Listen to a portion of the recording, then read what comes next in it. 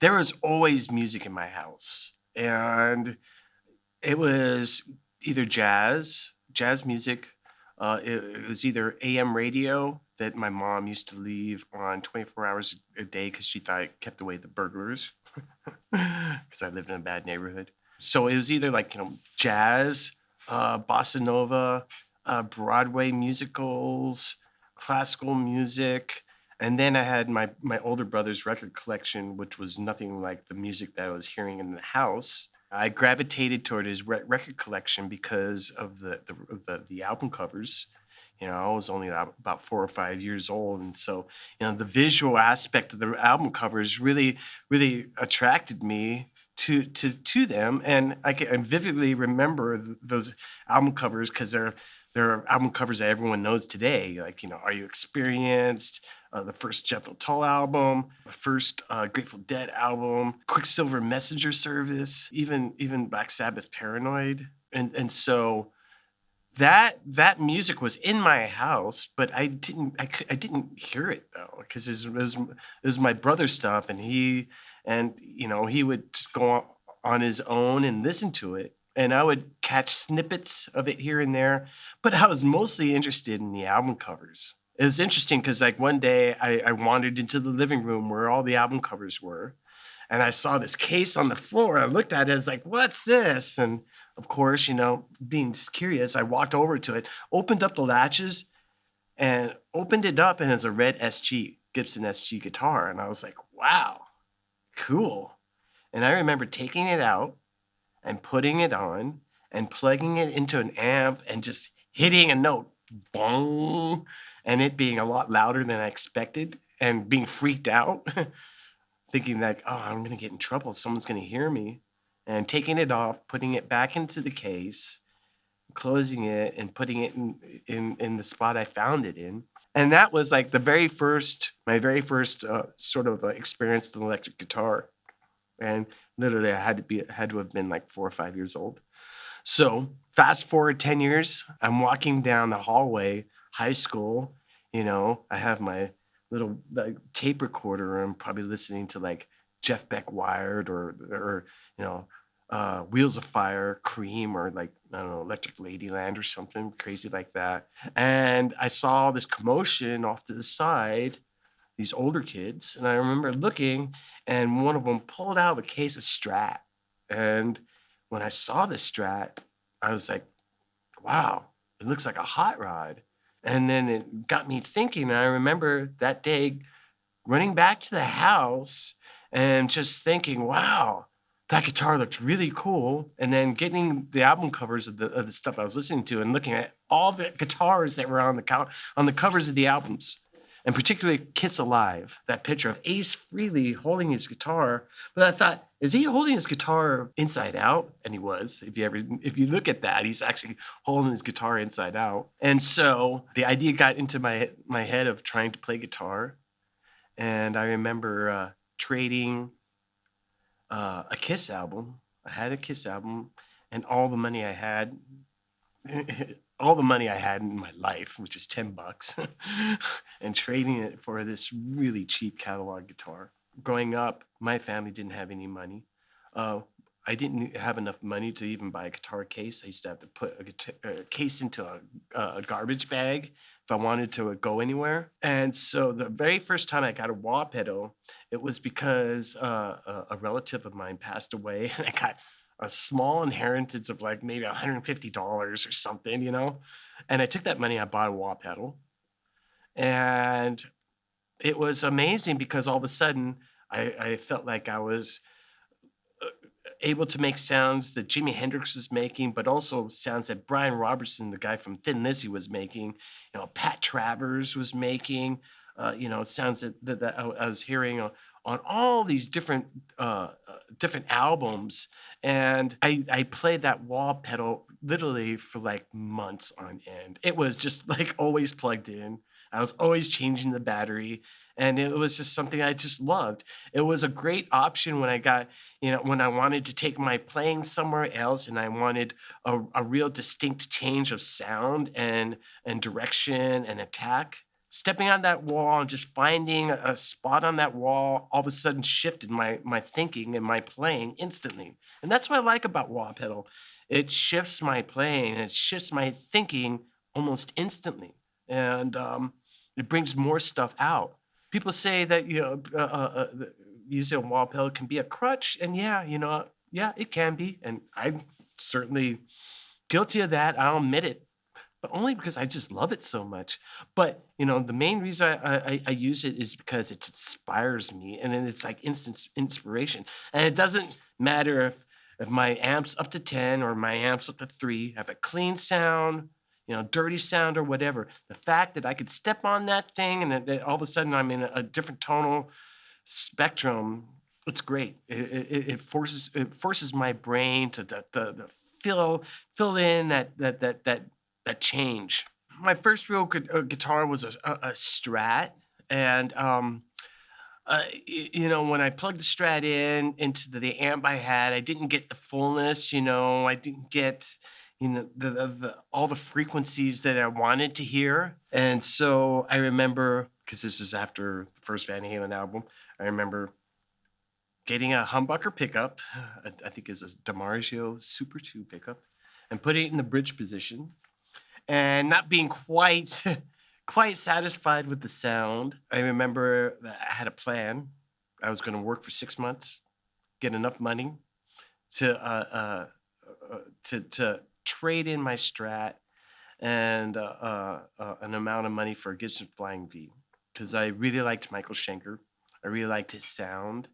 And I realized that Gibson was probably what I was hearing on all those albums. I decided that, I need to get a Gibson to get that sound. And so I remember showing up at the music store, picking out a 1979 Gibson Flying V that was brand new, and doing the trade-in. And from that point on, I was in heaven.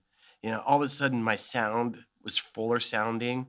And it made me realize that the sound that I was looking for was based around humbucking pickups and that sound. And even though I was just totally into Jimi Hendrix and that kind of sound, and later on Stevie Ray Vaughan, humbucking pickups were just my thing. It fit my style of playing. From there on, I've gotten this Gibson Flying V, and it was so great because it was the first time that I had a guitar that I was able to like really just master, because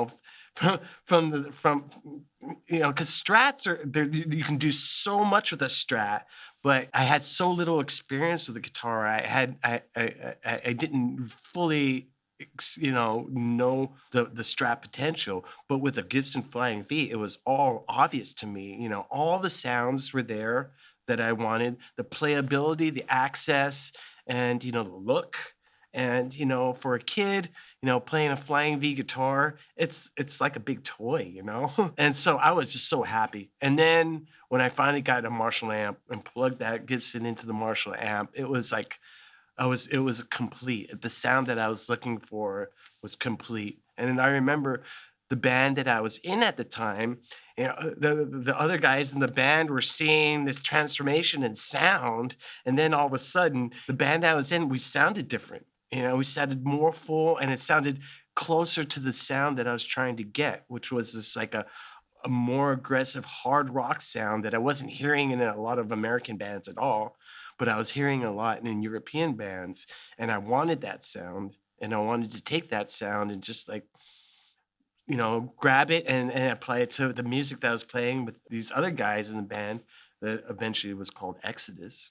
I realized that at some point, after listening to a lot of rock radio, that I liked loud, fast drums, distorted guitar, power chords, riffs. And, I just realized just recently that when I came to that decision, I was maybe 15 or 16 years old. I went to school and people were talking about these 3 guys I'd never heard of before: Pink Floyd, Jethro Tull, and Led Zeppelin. I was like, who are those guys? That's how naive I was. I remember just slowly getting into it. And then starting to listen to rock radio, and in the late 70s, rock radio really progressed and started getting just harder and harder until like around 1978, 1979. They were playing all sorts of hard rock, Aerosmith, Cheap Trick, AC/DC, Foreigner, Patrick, all that stuff was on the radio, and it was great. And I really could relate to what I was hearing, but it wasn't quite enough. It wasn't quite enough. It wasn't like fulfilling this feeling in my chest and in my gut. And then I heard UFO. It had to be like 1978 or 79, 1979, and all of a sudden I heard something that was what I was looking for, which was something heavier and a little bit more extreme, and just a little bit more aggressive than anything that was coming out of America. And when I discovered UFO, I also discovered a whole slew of other bands too that are coming out of Europe: Scorpions, Motorhead, and this thing called the new wave of British heavy metal. And I started buying all this stuff. Motorhead's first 2 or 3 albums, and then a whole barrage of other stuff came, like the first Maiden album and Diamond Head, Angel Witch, Tigers of Pantang, all this stuff. And it was what I wanted to hear. I also realized as I, would talk to my friends and like talk to people who were music fans at my school, no one was listening to this stuff. And when I played a lot of it for a lot of my friends, they didn't want to hear it. They did not want to hear it, or they're just like visibly irritated by it. So I started hanging out with the people who liked what I played for them. They're like, yeah, this is good, which ended up being, our gang of people, Exodus. And because we all liked this special type of music, we became a clique of friends. And I remember when it came time for Exodus, when we felt like we were ready to start playing clubs, we started going to a lot of the nightclubs in San Francisco and seeing these hard rock bands that are obviously influenced by Van Halen, Aerosmith, Led Zeppelin, all the contemporary bands. And they're okay, but we also started seeing like 1 or 2 bands that were influenced by the same stuff we were. And me and all the guys next to this, we would gravitate toward those bands. There was only like 2 or 3 of them in the beginning, but it grew to be like 15, 16 bands, whatever. Basically, that's how the heavy metal scene in San Francisco started off. We were just a band of people who listened to the same sort of music, and we started to discover each other. And we discovered that there was this one guy named Ron Quintana who had a radio show on KUSF, college station in San Francisco, and his radio show was called Rampage Radio, and they played nothing but heavy metal, hard rock, and a new wave of British heavy metal, and that became our rallying point. Soon after that, a local club called the Old Waldorf decided to have Metal Mondays. So not only did we have a group of people who were like, who liked the same stuff, and not only did we have certain bands coming up, but we also had a radio station playing the stuff. And so that was the core of the scene. And everyone would talk to everyone else and say, hey, have you heard this band? Or have you heard this band? Or check out this demo of this band that's not even signed yet. We were hearing this music from Europe, and hardly anyone knew about it. And we were digesting it and spinning out our version of it, which became, the San Francisco thrash metal scene. Bands like Exodus and Metallica and all the other bands that came out of the Bay Area. But we were all pretty much doing the same thing. We're taking these obscure bands from England, listening to it and being so inspired by it, and turning out our own version of it, and our own version being just really, really super popular. That basically was how the scene started. It was Rampage Radio. It was Heavy Metal Mondays at the Old Waldorf. It was going to the import section of all these record stores, and it was us recognizing other people who listened to the same stuff. And the only way you could tell back then is if they had black leather jackets, because black leather jackets were not style back then. Black leather jackets and pins. And that's how you would know At the very beginning of that scene, there's maybe 50 people, but by the end of that scene, and maybe, I don't know, whenever it stopped, maybe 90, 91, 92, it was practically the entire Bay Area. And that's how I believe, heavy metal, what we know as heavy metal today, really just like grew out of that scene in San Francisco and kind of spread all over the country. I remember we were just sitting out around one day, and the singer of Exodus, a guy named Paul Bailoff, was an absolute maniac. He walked into the rehearsal and said, "Metallica, so heavy. They're so heavy." And I was like, "Metallica." And I thought, what a great name. That's like the best name in the world. Metallica. That is the best name I think I've ever heard for a metal band. Metallica. He said, "Yeah, they're playing the Stone tonight. We got to go check them out." And so we went down there, and literally there was like 15 people there. And I remember being at the front of the stage going, "Wow, these guys are pretty goddamn good." And there's a recording of that show. And in between songs, you can hear me scream, "Sweet Savage." And Dave Mustaine walks up to the mic and says, "Fuck off." But anyway, literally there was like 15 people at that show. A few months later, we got booked to play a Metal Monday. And it was Exodus's first show at Metal Monday at the old Waldorf. And we got booked onto that show because we were friends with the headlining band, which was a band called Law's Rocket. And the band in the middle was Metallica. And we were like, "Oh, this is cool. We're going to be playing with Metallica. That's great." And I remember we played that show. There was maybe about 100 people in the club. And then Metallica went on and the place was packed. I don't know where the people came from, but all of a sudden they just showed up. Metallica played for like 45 minutes. And then when they went off stage, the place emptied, literally emptied. And there's like 30 people for Law's Rocket. And the next night was a benefit for Metal Mania magazine. And we got asked to play with Metallica again. And it was a better situation because it was just us and Metallica. And I met those guys for the first time in the dressing room of the Mabuhay Gardens, which wasn't much of a dressing room at all. It was like an indoor alley. That was just the beginning of my relationship with them. And it's really funny because like years after that, people would ask me, "Well, when's the first time you ever talked to those guys?" And I would say, I first met him at the MAB. And Lars is like, "Really? I don't remember that." And James is like, "Huh? Really?" They don't even remember. Paul Bailoff was a very insightful sort of personality. He was really smart, all right? I'll say that. First and foremost, he knew exactly what he was doing the whole time.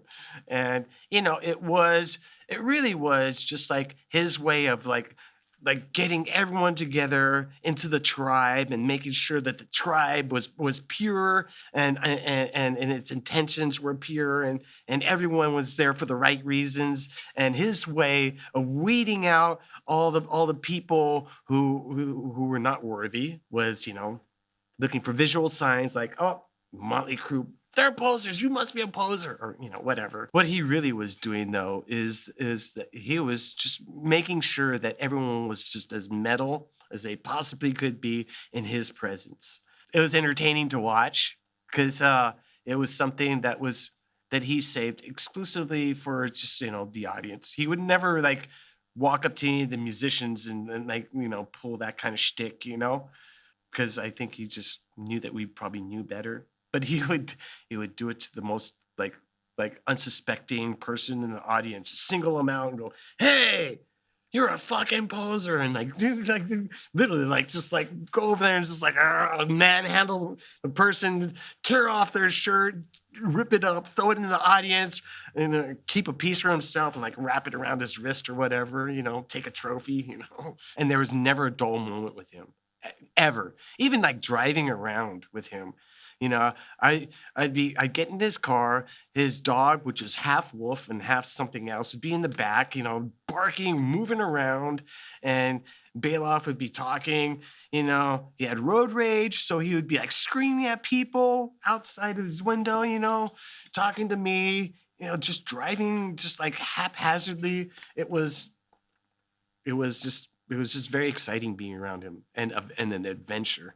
I was just sitting there, and it was April 1st, so I thought it was an April Fool's joke. And I had to say to the person on the other end, "Is this an April Fool's joke?" And they said, "Nope." They heard the Exodus demo, and they're very interested in you flying out and trying out for the band. I had a week to learn all the songs, and back then, learning 8 or 10 songs in a week would have been pretty difficult. I could probably learn 8 or 10 songs in like 4 days now because I'm just better at it. But back then, it was a lot.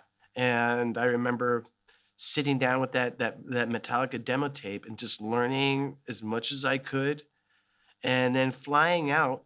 And I remember when I arrived to New York City, and I arrived to the rehearsal spot in Jamaica, Queens, at the music building, and literally it was like 20 degrees outside, and it was snowing. And that was a bit of a shock for me because I'd never left California at that point. I remember getting there, and it was like early evening, and those guys were just getting up. And I thought, who the fuck gets up at 6 or 7 o'clock at night? And I remember saying hello to them, and then like 15 minutes later, going, they were saying to me, "Come on, let's just play some tunes." And they said, "Well, what do you want to play?" And I instantly went for the easiest song to play, which is "Seek and Destroy." And I remember playing "Seek and Destroy" with them, and I couldn't understand why Lars and James kept on looking at each other and smiling. And I thought, wow, they must really enjoy this song, or maybe there's something else going on that I don't know about. But I later found out that it was because that they were just so happy that it sounded so good right from the start. I just started playing shows with them. And then next thing you know, I'm in the studio with them and recording Kill 'Em All. And so I thought, well, I must be in the band if I'm recording an album with them now. Because they never sat me down and said, "You're officially in the band." And they never did that. We only had 3 weeks, and we had to rush through a lot of stuff. And there's all sorts of mistakes on that album, but we couldn't really do anything about it. Everything was pretty much scheduled. This time for drums, drums and bass. This time for rhythm guitars. This time for lead guitars. This time for vocals, and wherever you were at the end of that period of time, that's where you were at. And so a lot of those guitar solos I wish I could do over, but it's like it was really just, okay, done, next one. Okay, done, next one. Okay, done, next one. But what? I gotta fix some stuff. Nope, we gotta go to the next one. I mean, there's like bad notes all over that album. Bends are kind of shaky. But when I think about it, it's just like it gives the album personality, and I heard a track. I think I heard Four Horsemen a couple days ago, and I thought, we were just going for it. We were just happy to be there, and we were happy to be recorded. We had pretty high standards of quality even back then, but we didn't have the resources to really do anything about it until the next album.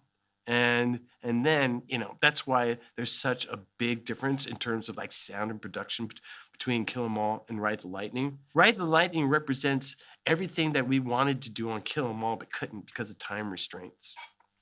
And so that's why, when you put them together, there's a big difference, a lot of progress in terms of sound and performance. But it was fun. We got drunk every night afterwards, kind of like just celebrating. And we didn't really know what the engineer was supposed to do. We had no idea what the producer was supposed to do. And so we were just kind of like, taking it all in and taking notes. And, I would say that Kill 'Em All is imperfect, but that's what makes it perfect. This is imperfections. We were touring in less than favorable conditions, but it didn't matter because it was our first tour. And, just the fact that we were on tour and being able to like go from place to place, from city to city, and play to different people every night was enough to keep us going, I remember having a lot of problems with my guitar sound. constantly having problems with my guitar sound. Because the Marshalls we had, I don't know what it was, but it seemed like every time I plugged into the Marshall I had back then, it just sounded different. And we couldn't. It was really hard for us to have consistent guitar sounds. Or James and I were always just like messing with our sounds on that first tour, and it didn't help that we didn't have cases for any of the amps. That stuff was just thrown in the back of a U-Haul. Um, and so we were constantly having problems, but it was all a learning experience as well. There were two bands stuck into a very small RV, us and Raven, and our crews. And so there was about, I would say, about 12 people in an RV. We had a blast on that first tour, because we were doing we had would been the goal, ever since we picked up our instruments. Go on tour, make an album, go on tour, and play music for people who'd never experienced us live before. And I remember when Kill 'Em All came out, and I thought, it'd be so wonderful if it was successful enough for us to do a club tour from coast to coast. I thought, if we can do that, then that's some real success. And I thought that that would be pretty much the extent of it. We'd just be a club band playing clubs, because that's how we all started, and that's where that genre of music was sitting. It wasn't that popular. All you could do is play shows that were club shows, because not a lot of people there just wasn't an audience yet for this kind of music.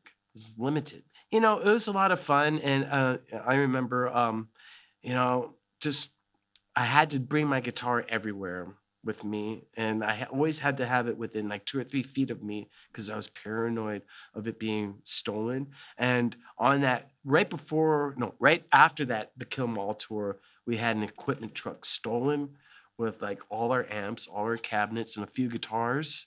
But none of the guitars were like, our serious guitars. They're all backup guitars. And I was just so thankful that I taking the time to always have my guitar and my guitar case close to me, whatever the situation. And actually, I'm still like that to this day with that guitar. I mean, wherever I sleep, that guitar is probably in the same room with me. And so, Ride the Lightning, it was a very interesting album. We landed in Copenhagen, and we were there to record an album. And we had a limited budget, and we had, worked out, only so much time. And when it looked like we needed to be there longer, we worked out a deal with the studio, but we didn't have any place to live. And so we actually ended up living upstairs in like the storage room where they kept all the tapes. So there'd be a space on the floor, and literally fucking 3 sleeping bags, and then shelves of like, master tapes. I say it's 3 sleeping bags because Lars, him being from Copenhagen, always had a place to crash. But Cliff, James, and we were sleeping on the floor. But the thing with Ride the Lightning is we were just kind of like, we knew we had more time to explore certain guitar sounds, and we knew that having the right drum sound was key to having a good sounding album. I mean, all great sounding albums sound with great drum sounds, and we knew that. And we knew Sweet Silence had a reputation for just it being a great sounding studio.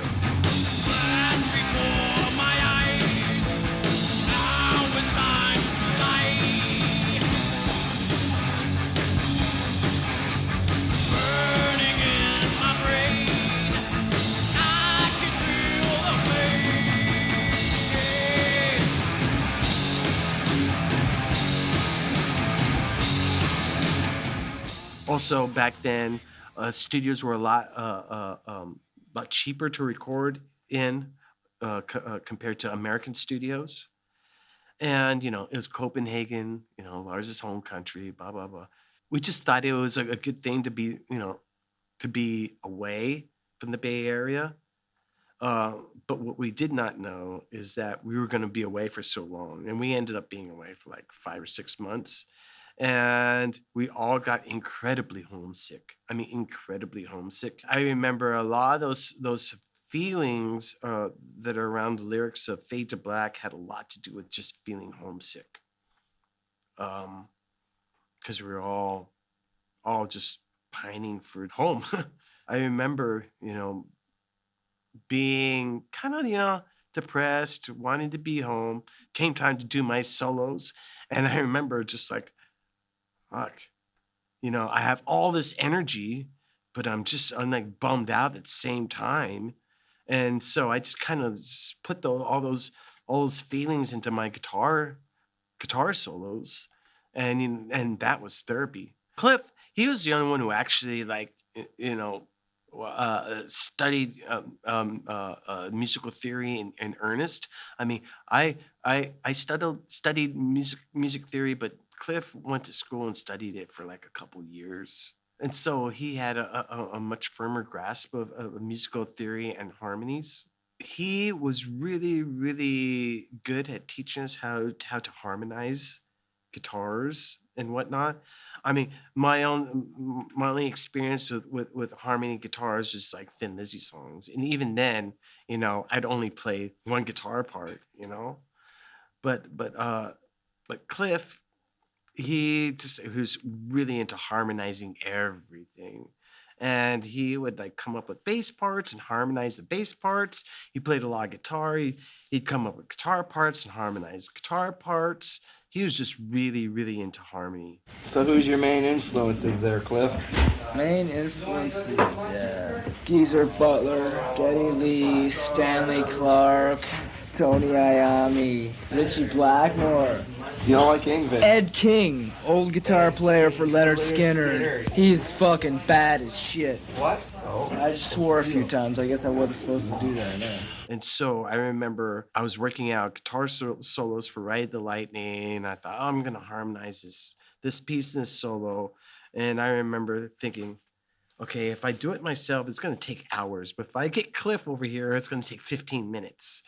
And, he's just like, he said, all right, write out all the notes. I was like, okay, E, G sharp, B, and he'd go, okay, E, we're going to go to the fourth, which is A. Okay, G, we're going to go to the fifth, which is C. He'd do that kind of thing and just do it all on paper. And then he'd say, okay, then let's get our guitars and see how it sounds, And 9 times out of 10, it would sound correct.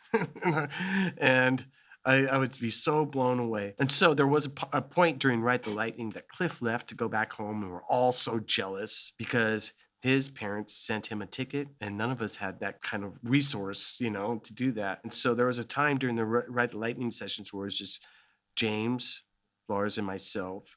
And I remember James wanted to work out. It's not really a harmony. It's like a alternate part in For Whom the Bell Tolls. And it's kind of based on harmonies. And I remember him and I trying to work it out, and we fucking couldn't work it out. And him just like being frustrated and going, fuck, I wish Cliff was here. But it took a few days, but eventually he worked it out. It just goes to show, I mean, he had such a great grasp on music theory, and his approach to harmonies and everything, harmonic, rubbed off on us a lot. And then once he left, I remember thinking, oh shoots, we've lost like a huge source of musical knowledge, and technique and theory. And I remember thinking, shoots, who's gonna fill that gap? And I remember just freaking out and then buying a bunch of music books and just brushing up on my own musical knowledge and theory. And so, I mean, that was pretty much his biggest sort of contribution in terms of inspiring us and influencing us, other than his raw riffs. Back then, we had so much energy, and a lot of it was just nervous energy. I remember whenever we would play a big festival like that, we'd all be a bit nervous, and some of us would, have a couple beers, to kind of take the edge off. But that nervous energy, I think, contributed a lot to the beats per minute. If you came here to see spandex and fucking eye makeup and all that shit, and the words rock and roll baby in every fucking song, this ain't the fucking band. We came here to bash some fucking heads for 50 minutes. Are you fucking with us? I ain't you was born to serve to the pharaoh. Into his every word. Living fear. Right of the unknown one. The deliverer. Wait, something must be done. 20 years.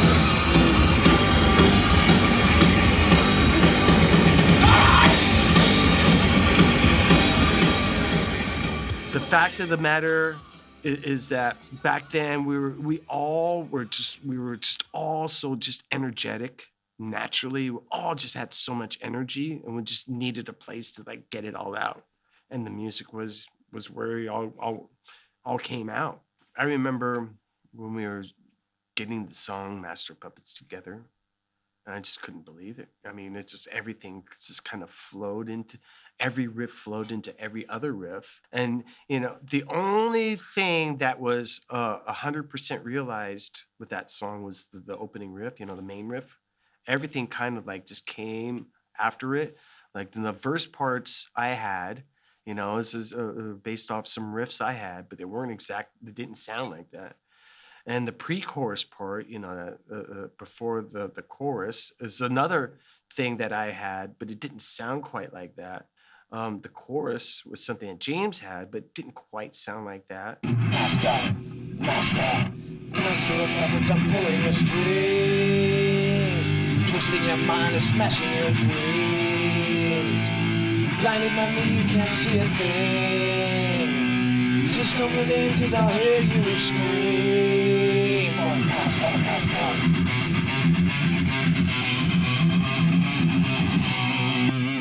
So it was when everything came together, that riff kind of like set the tone for all these riffs to be changed to become that song. And so we didn't know that the finished product was going to sound like that for that particular song. All we had was a riff. By the time that song was done, we were like, wow, this is fantastic, much better than any of us thought. And that was really consistent from song to song. I mean, Disposable Heroes, I remember showing up, we were jamming on it. The very fast part was a riff I had that we had been jamming on for like months before. At least Lars and I, we would jam on the fast part, just casually. But when that song was coming along, the feeling that it was special started to hit me. And I remember I got a lump in my throat. And that lump started showing up on a regular basis every time I'd show up at rehearsal and it came time to play another song. I'd get this lump in my throat. I was like, wow, I'm physically reacting to this song on a subconscious level. That's what that tells me, because I'm just working on, the logistics of the song, but something inside of me is being affected too from an emotional sort of a standpoint. Same thing happened when we were working on Sanitarium. I was just like, lump in my throat again. Orion was the middle part of Sanitarium until it was decided that it was going to be its own thing. And so then Orion became its own thing, and Sanitarium became its own thing. At one point, we were debating whether Sanitarium needed a chorus or lyrics over the chorus part or not. Of course, lyrics came over that chorus. Most of the material was written. There was only a couple songs that were not done by the time we got to Sweet Silence. That was the thing that should not be. But the basic riffs were there. It just needed to be finished, and also Damage Incorporated. Again, the basic riffs were there, just needed to be finished. And those were just finished just really quickly in the studio. Those two songs were just when they were done, they were done. There weren't any like major changes or anything like that to it.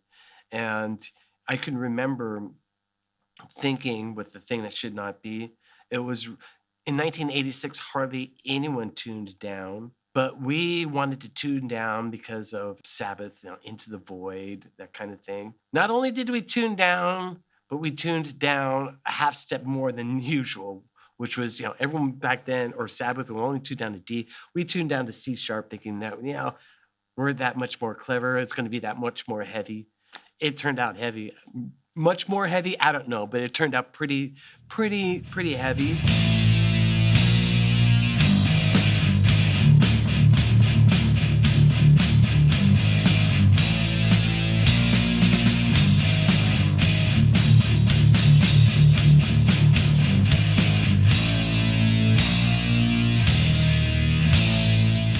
For me, that's one of the standout tracks, the thing that should not be. I think it's a really, really unusual type of song. And at the time, there wasn't very many songs like that. In fact, you can look at all the songs on Master of Puppets and say, there aren't any songs like this contemporarily right now.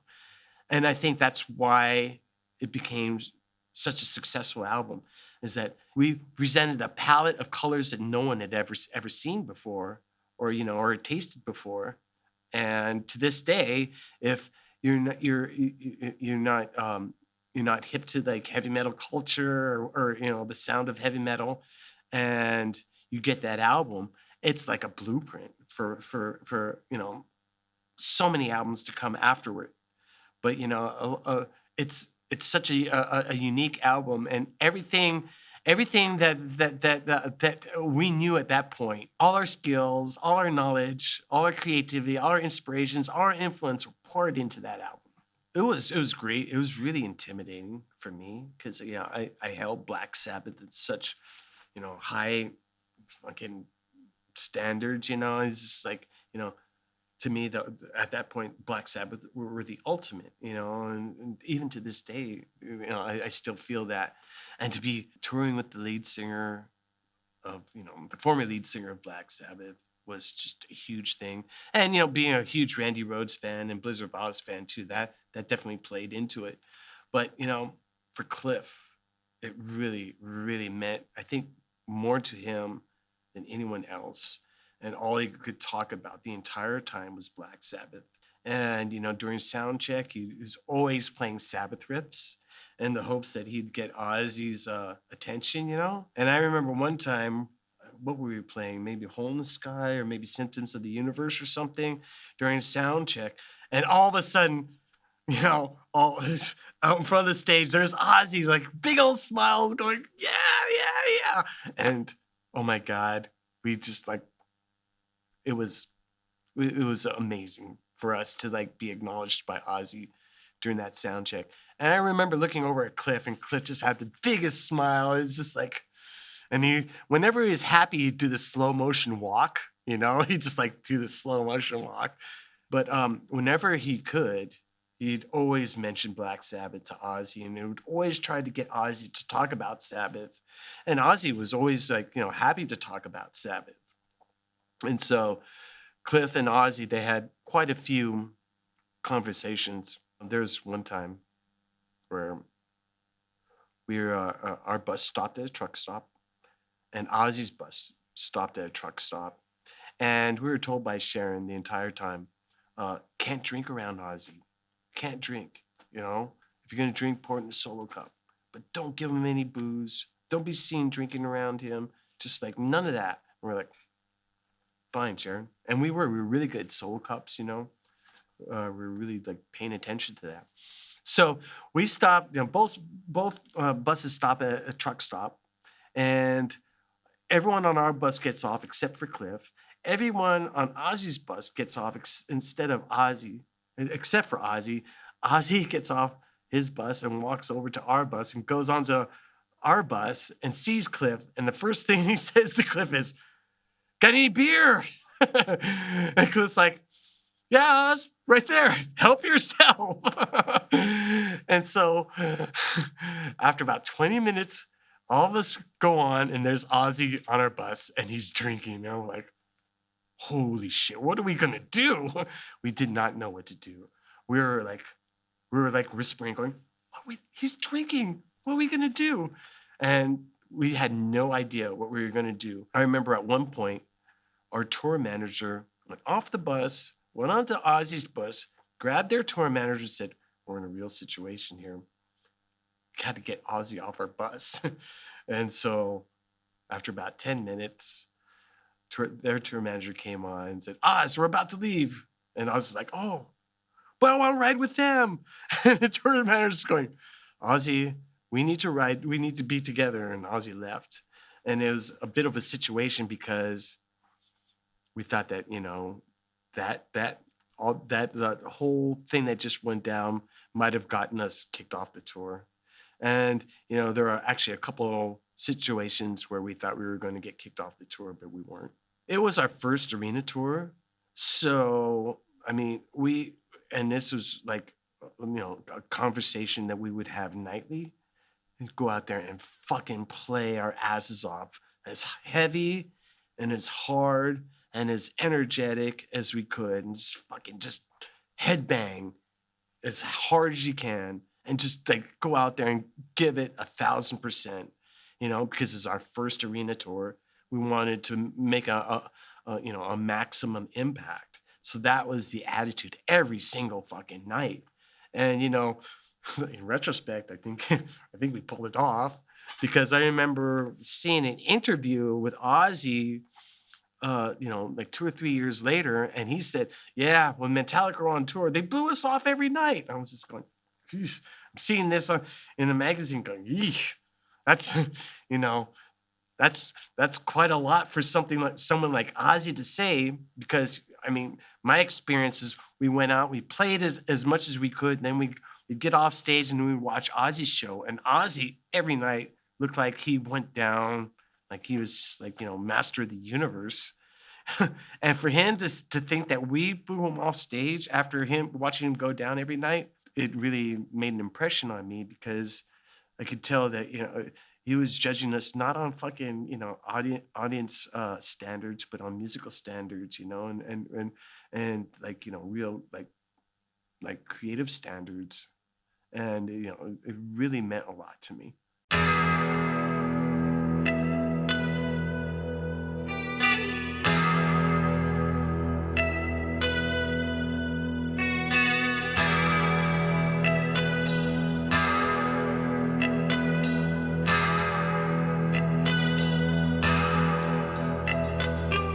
WRTN in Nurse, the home of Midnight Metal. Of course, tonight dedicating the entire show to Cliff Burton of Metallica, who died early this Saturday morning in a tragic auto accident. The tour bus of Metallica going off the road during their tour in Sweden. It was early this Saturday morning that it happened. Metallica's minivan or tour bus, whatever you want to call it, was on way to Copenhagen from a gig in Sweden. And as we have learned, the driver of the bus fell asleep and causing the van or tour bus to go off the road. James, Kirk, and Lars had abrasions. As of now, Anthrax and Metallica are in Copenhagen, Denmark, in a hotel together, and we're going to bring you the latest on this tragic incident. The last show that we played with Cliff was a spectacular show, because it was the first show after maybe 6 or 7 weeks that James was finally back on guitar, because he had broken his arm during the Ozzy tour, and his arm had healed enough so that he was actually able to play guitar. And it was the first show where we had James back, and it was the night that Cliff died.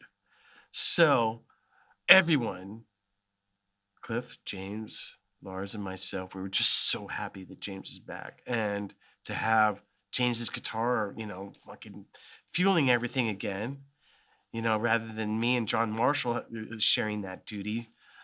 We played really, really well and felt that, we were back 100%. Everyone was so inspired, and we played that show so well, because we had not played like that in 4 or 6 weeks or whatever.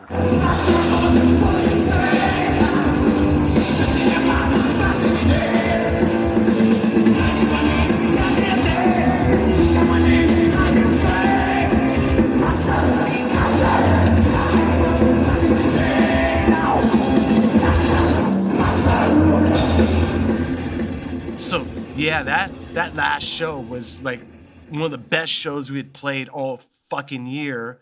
And in retrospect, I'm glad that we, Cliff's last show was special in that regards. It really was, in all respects, one of the best shows we had played. And Cliff was very, very happy. And so knowing that is just a good thing. Cliff and I, we used to room together, so we were super close. We were like brothers. So we'd hang out, fucking like hanging out, arms around each other. But literally like 10 minutes later, we could be arguing and fucking wrestling on the ground. That's the kind of relationship we had. Total 100% honest. Emotions just out there all the time. Cliff would say this so much. He would say, "There's power in the truth. There's power in the truth. There's power in the truth. You have to be honest all the time. You have problems with me. I want you to tell me, blah, blah, blah." And I would tell him, he would tell me, and then he'd like suggest ridiculous things like, "Okay, let's wrestle," or fisticuffs, or, a drinking contest, or "You got to show me this lick," or whatever. But, there was 2 weeks where it was just like a yo-yo. But, Jan Burton, Cliff's mom, was there, and she was around us a lot, as was Ray Burton. And they kept on insisting that we go on. And we're like, yeah. But, I mean, it really didn't really truly sink in until like maybe about, 3 weeks or so. And we were just kind of like looking at each other going, well, what's going to happen now? We have to continue. Cliff would have wanted us to continue. And as a tribute to Cliff's memory, it was important for us to go on. And so those first 2 weeks, it was up and down. We had no idea what was going on. I mean, I was thinking, what am I going to do? I was thinking guitar lessons, the old standby for musicians who can't find, any gigs or a band, you give guitar lessons, the old standby. That's what I was actually thinking. But it was the insistence of Ray and Jan Burton that I think really just pushed us into the decision to keep on going. And then when Jason came into band, it was only like 4 or 5 weeks after the accident. I mean, we were still grieving, and we were all pretty young too. We were in our mid-20s. And we didn't really have, or at least I didn't have a lot of experience with grieving and knowing how to deal with that and knowing how to heal and how to move on. And so I hate to say it, but Jason became the scapegoat for all those feelings that we just did not know how to process. And to this day, I regret behaving like that and taking that attitude. But I mean, we didn't really know better. And, as far as the grieving period is concerned, I think we're all still kind of grieving, because I get emotional when I think about Cliff. And when we're together, think about Cliff, a lot. I know that James and I, we get really, really emotional. And so, I mean, I would say for me, there's still some grief. After all these years, it's just like, after all these years, I can still feel that pain. In the late 80s, the music culture kind of steered itself towards, musical proficiency and how proficient you were with your instrument and how virtuosic you can be, with your technique. And there was a lot of emphasis on that kind of thing, and there was a lot of like instrumental albums being put out by a lot of guitar players. They were super, super successful. And The showy bit of being in a band was kind of like, I think, augmented by things like MTV and just being able to play your instrument. So I think that had a bit of an influence on us in terms of like wanting to show people, what we could do, and how progressive we can be. Because after an album like Master of Puppets, we thought, wow, this is as technical as it gets, And at that point in our musicality, it was about as technical as we could get. But we wanted to show people that we can even go farther. And so conceptually, that was what we were thinking, in the songwriting. And, the riffs, they just, after touring on the Aussie tour and then playing all those headline shows, we had started like really like taking advantage of the fact that when you're on tour, your playing is like really the level of ability is really high. Playing at 100%, and all of a sudden all these riffs start coming out. And we were experiencing that pretty much for the first time, writing riffs on tour, because it's just what happens after a while. And so a lot of the riffs that ended up on Justice for All were riffs that were written on Master of Puppets. And, the technicality of what we were doing in Master of Puppets, wanting to take that further, influenced how those riffs were written. So when it came to a time to get all the music together for Injustice for All, we had a bevy of riffs that were just that much more thought out and developed and more progressive, because we had the ability to be more progressive. So we just took that and ran with it. We knew, because we had a relationship with MTV, we knew when they were planning on playing the video. They said, yeah, we'll play it, twice an hour. So 6 o'clock, hour 6 o'clock, we're gonna play it twice an hour. Hour 8 o'clock, we're gonna play it twice an hour, blah, blah, blah. So we actually knew in advance when it was gonna come on. And I remember, okay, I can catch it, And I remember watching it. And then afterwards, the VJ said, oh, man, whew, that was depressing. Okay, now on to better things. And instantly I thought, we have something. If that was the reaction of the VJ, and there was no videos like that on MTV at that point, that was like the one video with dialogue. I thought, we're onto something. We are onto something here. I always knew the song was great, but you can think a song is great, but the audience will, for some reason or another, think otherwise. But I just knew from the reaction of that VJ that we had something that was actually hitting people on an emotional level.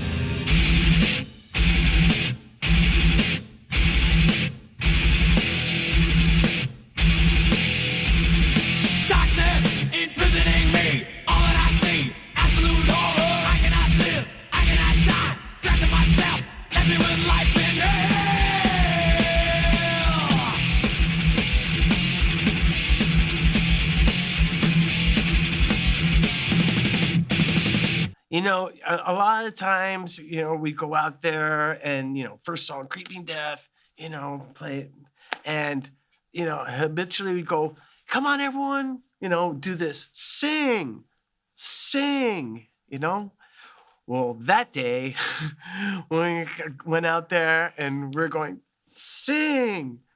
The audience interpreted that as, leave the bleachers, flood the entire empty football field in front of the stage, and come to the front of the stage and just come closer to us. That's what it was interpreted as, but we were just going, sing. And so, like, during that song, it was like a dam busted, and flowing out like water was just thousands of bodies out into the empty playing field, and right up to the stage there were rows of like collapsible chairs that were just sitting there, and the audience just mauled them over, and And there are people picking up the chairs and throwing them forward, which is the only way you can get rid of them, which is towards the stage. So we're trying to play, and all these chairs are like flying, and they're hitting people up front, and they're landing in the security barrier and the space between, and it was like total chaos for like 10 to 15 minutes. And at one point we had to stop playing because we were concerned that mass hysteria might break out and people might start getting hurt. So we sat there on stage, sat down, and people just kept on throwing stuff. And at this point, they were throwing anything to get their hands on. And then when it subsided, we're like, right, let's get back to playing. And we played again, and it was fine. But for 10 minutes, it really looked like the worst sort of mass hysteria and chaos you can ever think of. Thousands of bodies just flowing out, with no order whatsoever, and just filling space. It's a scary thing to see, but at the same time, it was incredibly awesome. And I never use that word, but it was. I hung out with George Lynch a lot. I hung out with George Lynch a lot. And, him and I would just play guitar, but I was mostly just watching him play. And, there was a few times where I would hang out with Eddie, but it was funny, we would talk, and I'd want him to like play guitar, but all he wanted to do was talk, and talk about equipment and guitars and stuff. And I always wanted to like actually play, but he always wanted to just talk, which was a little frustrating to me, for me. And like the Scorpions, they were always kind of like off to their own, and to like socialize with them, you'd have to like walk into their camp and like, hey, what's up?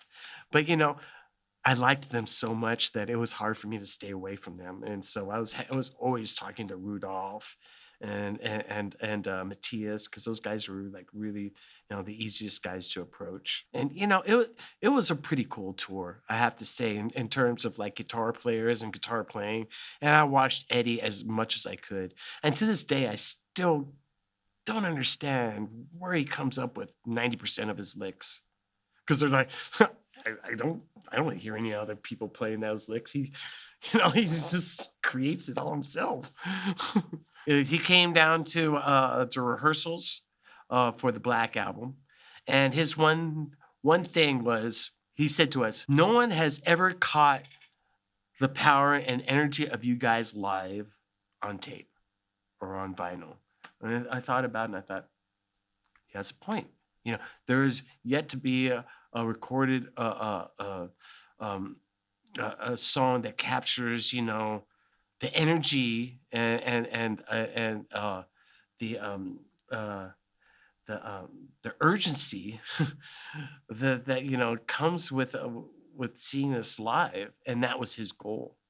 And to a certain extent, looking back at the albums that he did do, I mean, he caught a lot of energy in the studio. I mean, his whole way of recording us was so radically different than anything we had ever done.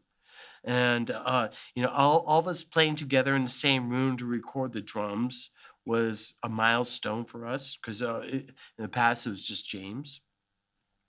And we honestly thought that whenever we were all playing together like that in the room, that Lars always played better.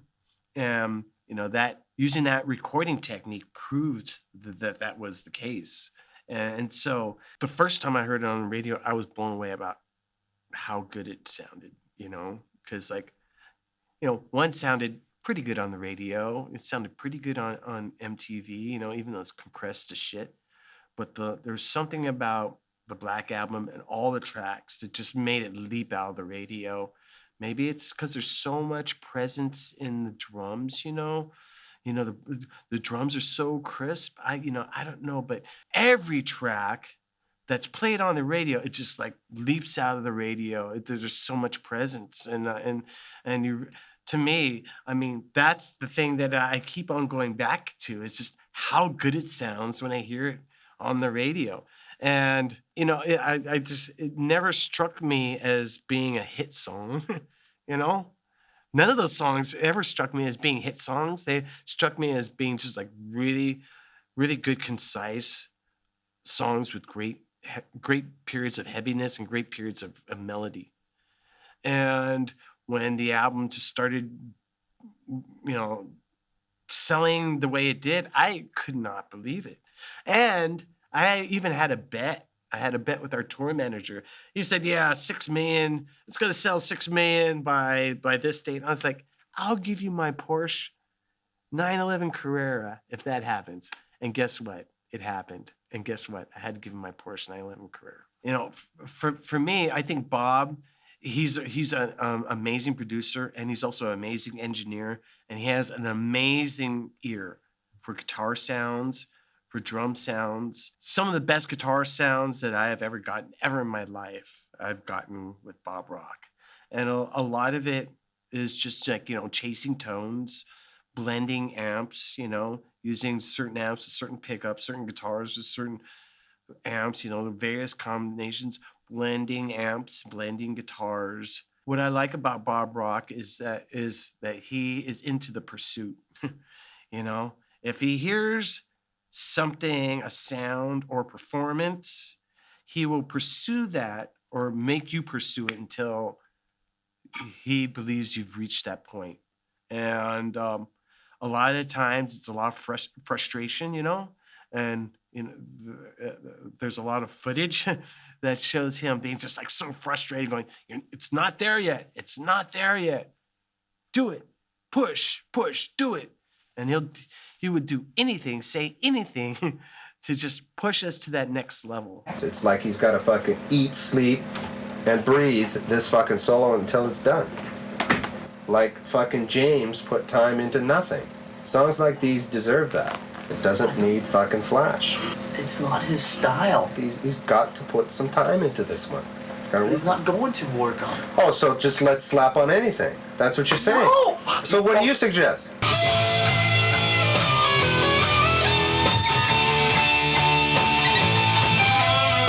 It's like crackle boom, da-da-doom-doo, da-da-doom-doo. It's fucking. Let him do his thing.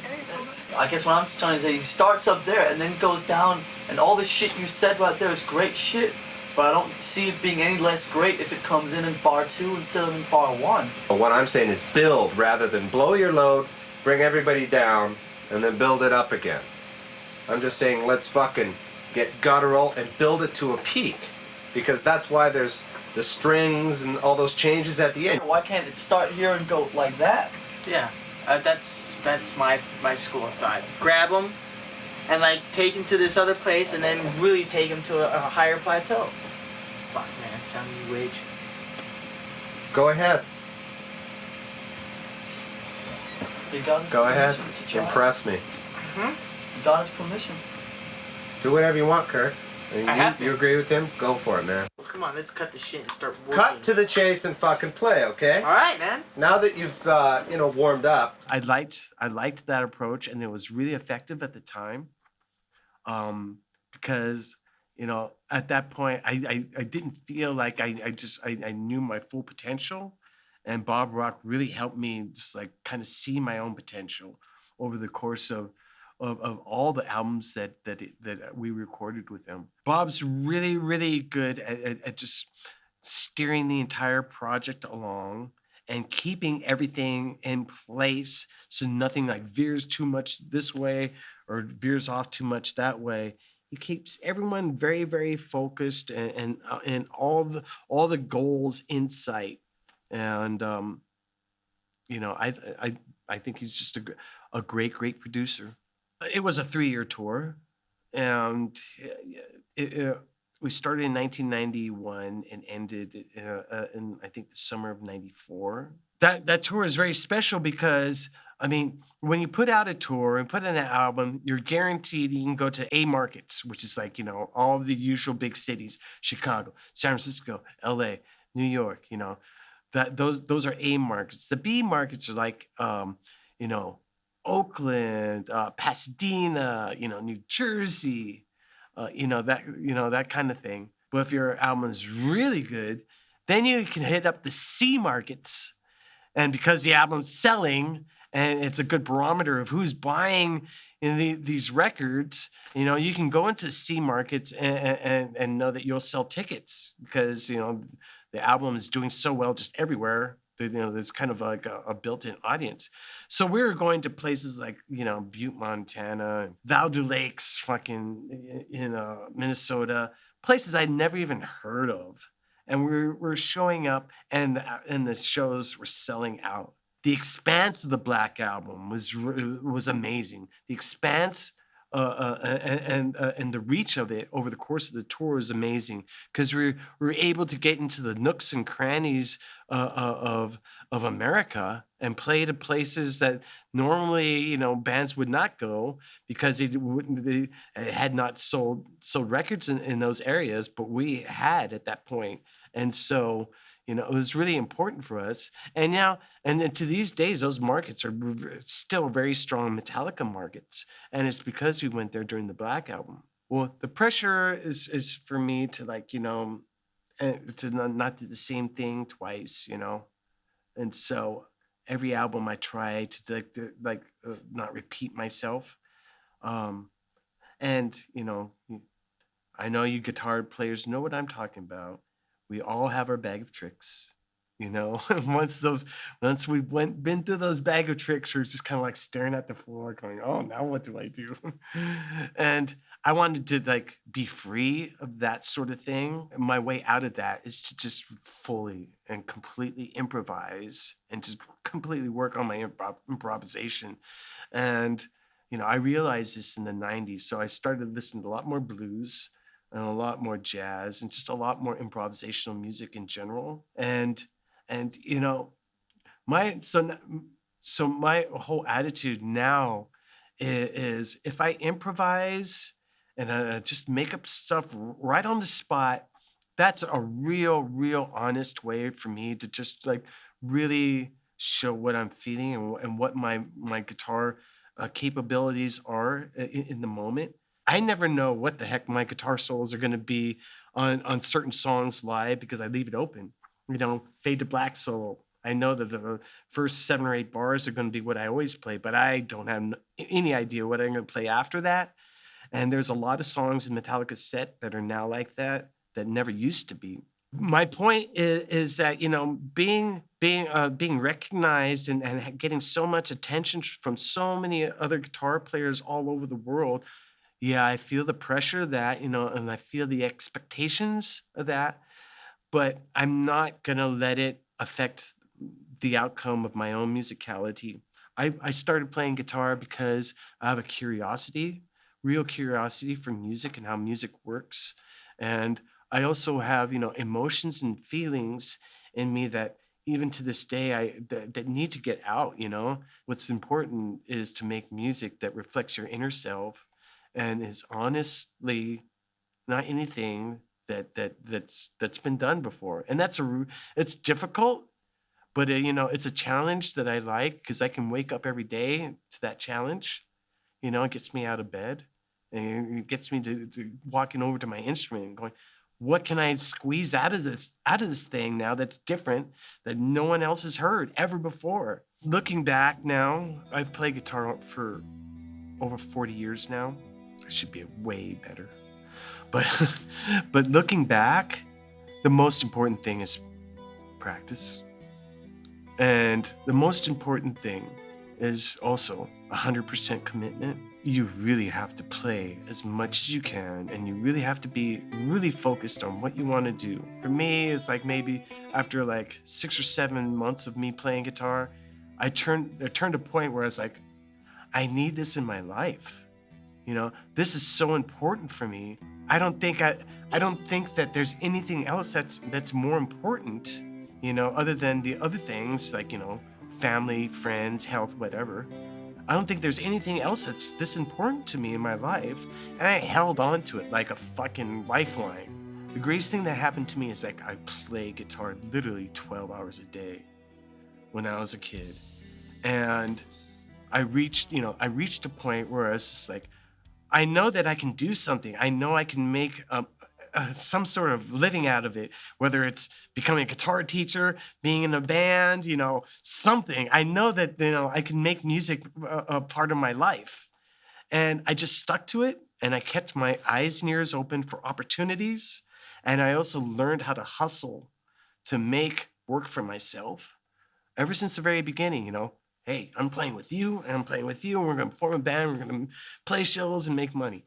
I've always had a real good sense of knowing how to sell the band, sell my music, and sell my musical abilities. If anyone tells you that you can be successful without being 1,000% committed and it being a lifestyle, they're lying to you. It has to be a lifestyle. If you want to become a guitar player, but you have other things in your life, that's great. But really, to really get where you want to be, it's a lifestyle. Look at all the other successful guitar players in the world. It's a lifestyle for them. I practice every fucking day. People still ask me, why do you practice? I'm like, are you kidding? About 10 years ago, something happened and something switched. And, I used to get so bored when I was doing tedious things with my guitar, like showing someone something or doing like tedious recording or rehearsal, whatever. But 10 years ago, something shifted and I enjoy everything now. I enjoy everything. None of it is work.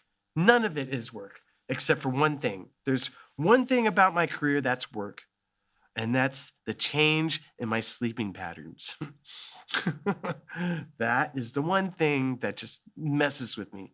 Everything else I embrace wholeheartedly, 1,000%, whether it's rehearsal, the travel, the sitting down, working out harmonies, recording, taking 3 days to come up with a guitar sound, can't finish a song. Sometimes it takes 6 months to finish a song, it's all part of it, and I enjoy all of it. And, I constantly rejoice in the fact that I am staying true to playing guitar rather than working guitar. And for me, it's such a big difference. I'm playing my guitar. I'm not working my guitar. I'm not struggling my guitar. I'm playing my guitar and I'm having a good time. And this is play. And it just also happens to be, my life commitment and how I make a living.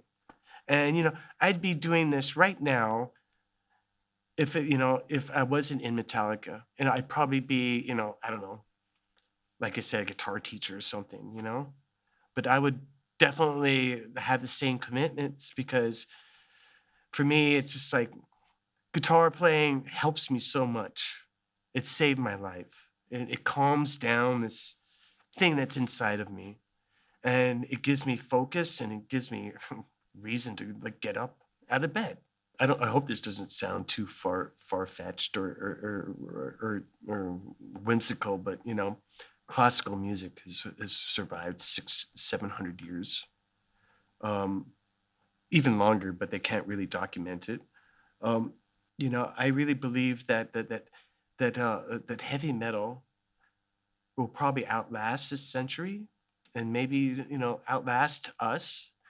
And I don't know what the world's going to be like in the future, but as long as there's a need for aggressive, energetic music that's somewhat therapeutic, I think that there will be musicologists in the future that are going to find our music and find some merit and quality in it, and that's huge.